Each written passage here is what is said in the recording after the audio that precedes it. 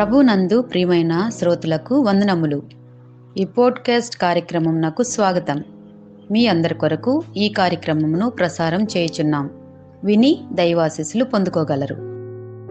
ప్రియ దేవుని బిడ్డలారా, మీకందరికీ ప్రభు పేరట ప్రేమతో వందనములు తెలియచేస్తూ ఉన్నాను.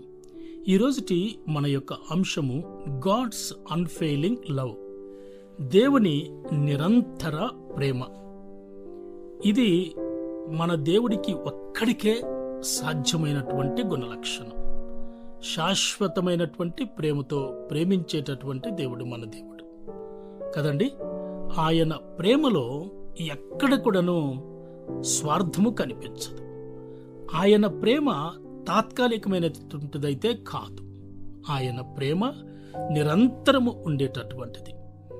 ఎప్పుడైతే నిన్ను నన్ను ఈ లోకములో నుండి ప్రత్యేకించుకొని ఆయన ప్రియమైన పిల్లలుగా నిన్ను నన్ను ఏర్పరచుకున్నాడో ఆ క్షణము నుండి మనము ఈ లోకాన్ని విడిచేంత వరకు ఆయన ప్రేమ మన మీద నిరంతరము ఉంటుంది. ఆయన ప్రేమలో ఉండేటటువంటి కొన్ని విషయాలను ఈ సందర్భంగా నేను మీ దృష్టికి తీసుకుని వస్తాను. నిర్గమకాండం 3వ అధ్యాయం 15వ వచనములో దేవుడు మోషేతో అంటాడు, నిరంతరము నా నామము ఇదే, తరతరములకు ఇది నా జ్ఞాపకార్థ నామము. కదండి, ఆయన నామము నిరంతరము ఉండేటటువంటి నామము, తరతరములకు జ్ఞాపకార్థముగా ఉండేటటువంటి నామము. ఇప్పుడు ఎన్ని తరాలు గతించిందో, ఇంకా ఎన్ని తరాలు ఉన్నాయో, ఎన్ని తరాలు గతించినా ఎన్ని తరాలు ఉన్నా ఆయన నామము మాత్రము నిరంతరము ఉండేటటువంటి శాశ్వతమైనటువంటి నామము. నిర్గమకాండం 15:18లో నీ చేతులు స్థాపించిన పరిశుద్ధాలయమందు వారిని నిలువబెట్టెదవు, యెహోవా నిరంతరమును ఏలువాడు. చూశారండి, ఆయన నిరంతరము ఏలేటటువంటి దేవుడు. ఈ యొక్క జగత్ పునాది ప్రారంభించబడినప్పటి నుండి ఈ ప్రపంచము చివరి క్షణము వరకు, ఆఖరి వరకు ఆయన నిరంతరము ఏలేటటువంటి వాడై ఉన్నాడు. సమస్తము ఆయన స్వాధీనంలో ఉంది. అధికారం, అంధకారం సమస్తము ఆయన స్వాధీనంలో ఉంది. కాబట్టి ఆయన నామము నిరంతరము ఏలేటటువంటి వాడై ఉన్నాడు. ఇంకొక విషయాన్ని కూడా మనం ఆలోచిస్తే నిర్గమకాండం 19వ అధ్యాయం 9వ వచనములో నిరంతరము నీయందు నమ్మికయుంచున్నట్లు, నేను అన్ఫెయిలింగ్ అనే మాటను గురించి చెప్తూ ఉన్నాను.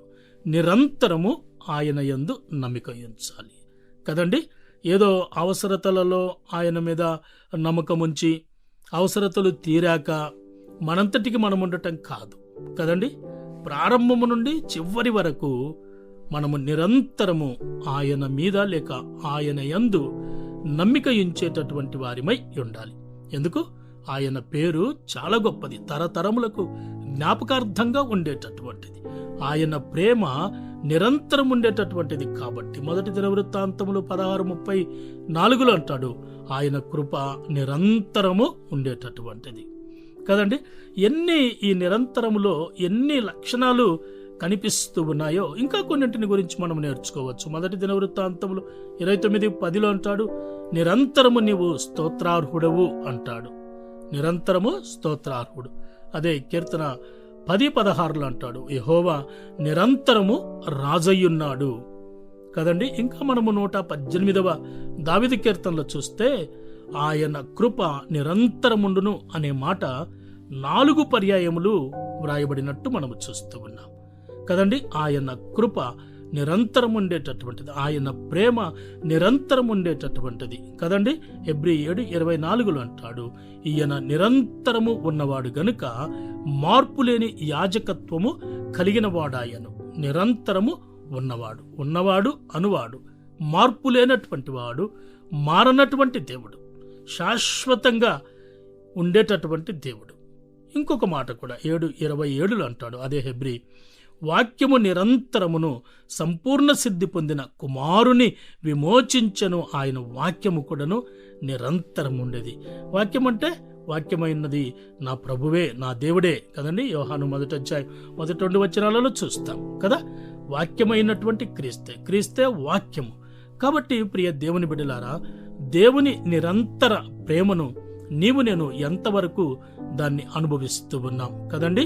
ఆయన నామము నిరంతరమైనది కదా.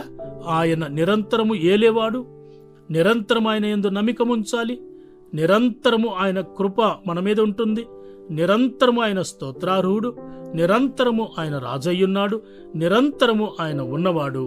ఆయన వాక్యము కూడాను నిరంతరము ఉండేటటువంటిది. మరి నేను ఎలా ఉన్నాం? ఈ గుణలక్షణాలు ఉన్న ఈ ప్రభువులో ఉన్న ఈ గుణలక్షణాలను మనము ఆస్వాదిస్తూ ఉన్నామా? వీటి ద్వారా మనం తృప్తి పొందుతూ ఉన్నామా? ఒక్కసారి మనము పరీక్షించుకుందాం. ప్రభు కృప మనకు తోడయుండునుగాక. ఆమేన్. ఈ కార్యక్రమమును గూర్చి మీ సలహాలు మరియు మీ ప్రార్థనా అవసరతల కొరకు మమ్మను సంప్రదించవలసిన మా ఫోన్ నంబర్ 9480585039 మరియు ఈమెయిల్ ఐడి info@fibaonline.org. మా ఫోన్ నంబర్ మరొకసారి 9480585039.